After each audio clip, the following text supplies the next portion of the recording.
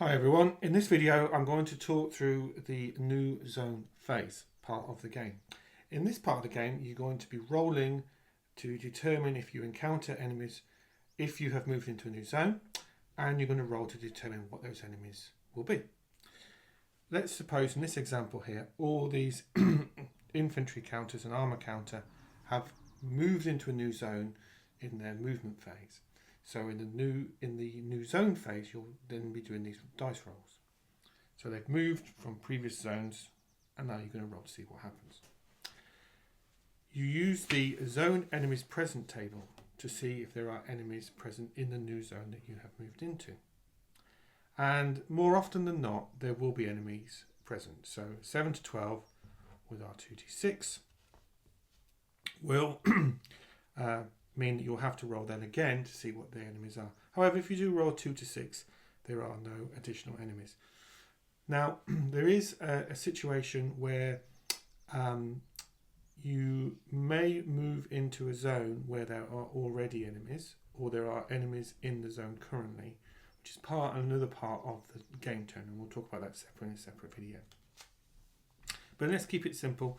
In this example here, we've determined that in this zone there are going to be enemies, and it's up to you which order you roll for. It's entirely your choice. I like to start at the top, but it's entirely your choice.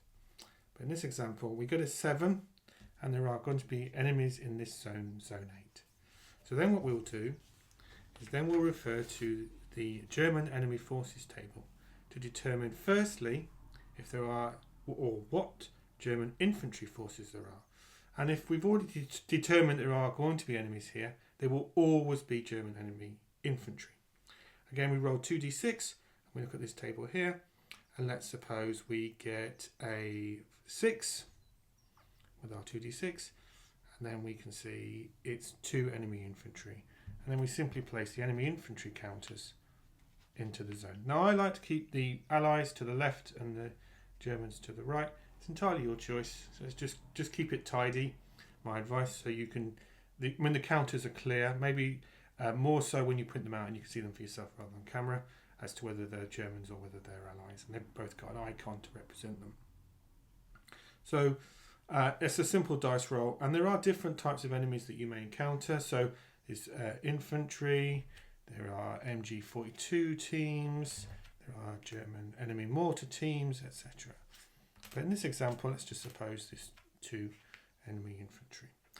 Then once you've worked out what infantry there are, and again, there are different results. So, you may be lucky and get a 2, and there's only 1 enemy infantry. Or maybe unlucky, and you get 12, and there's infantry, a mortar, and an MG42 team. Now, then once you've done that, you'll need to determine if there are enemy tanks present, enemy armour present. And again, more often than not, there will be, but it's not inevitable. So with this table, a 2 to 6, there's no enemy armour, and you just encounter enemy infantry. However, on a 7 to 12, you do encounter enemy armour, and some of those results require a further die roll. So, for example, let's say we get a 7 on our dice roll, and we encounter some kind of Panzer III, and there's a further roll. A 1 to 5, it's a Stug, and a 6, it's a Panzer III itself. So let's suppose you get a 7, so you get Panzer III type. You roll again, just with 1 dice, and you get a 4, and then it would be a Stug, and then you place the Stug counter in that zone. And it's as straightforward and as simple as that. And you do that for every zone that you have moved into in part of your movement phase. Now, there are a couple of exceptions. If you have previously done a recon, or the zone is controlled, then you don't roll. And that's quite clear in the rules as to when those situations can happen.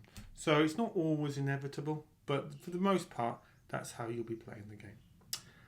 The other thing I just want to finish on, generally speaking, depending on the scenario as to what enemy infantry forces you encounter in terms of their strength. So these are what I call 3-2 counters. They've got 3 and a 2. There are some scenarios where you'll encounter Fallschirmjäger, and they have a different counter, infantry counter. They have a 4-2, as you can see there. And they've got different artwork as well. And the scenario will tell you whether you're going to be encountering, or when you do encounter German infantry, whether you encounter 3-2s or the Fallschirmjäger, which are 4-2s.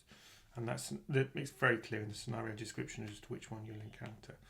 And that's an overview of when you enter a new zone, rolling on the very simple tables just to determine what enemy forces you encounter. Now, there are a whole bunch of other videos I've done detailing every single phase of the game, as well as all the mechanics, combat, movement, etc., etc. So please do jump into those and check those out as well. And thanks for watching as always. Thank you.